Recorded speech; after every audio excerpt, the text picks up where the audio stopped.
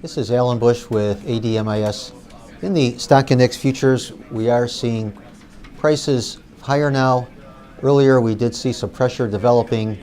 This after the U.S. housing starts report came in on the weak side.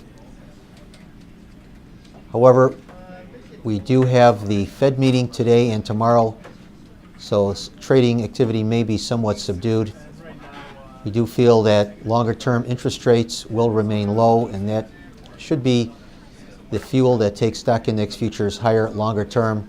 So even today, even though we did have some bearish housing numbers, I would expect futures to continue to advance today, and it does look like we are ignoring some bearish news, and that in itself is a sign of strength. Over in the foreign currencies, we are seeing the euro currency under some pressure. We had some weaker economic news out of the eurozone.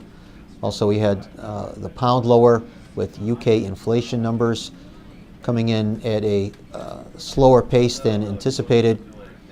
So the dollar benefiting not so much because of any of the economic news here, but probably more of a function of the weaker numbers out of the eurozone and out of the UK. Also some pressure in the Australian dollar.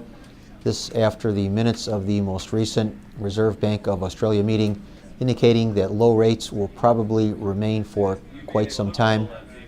So longer term, still looking for lower in the dollar, lower in the yen, and higher in the British pound.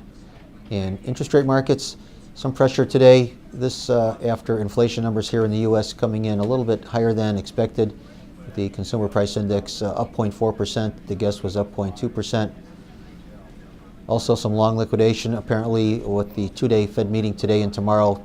Ultimately, though, I do think that we will break out to the upside, and any gains are likely to be led by the long end of the curve, the 30-year bonds. Once again, these are my opinions alone and are not the opinions of ADMIS or Archer Daniels Midland.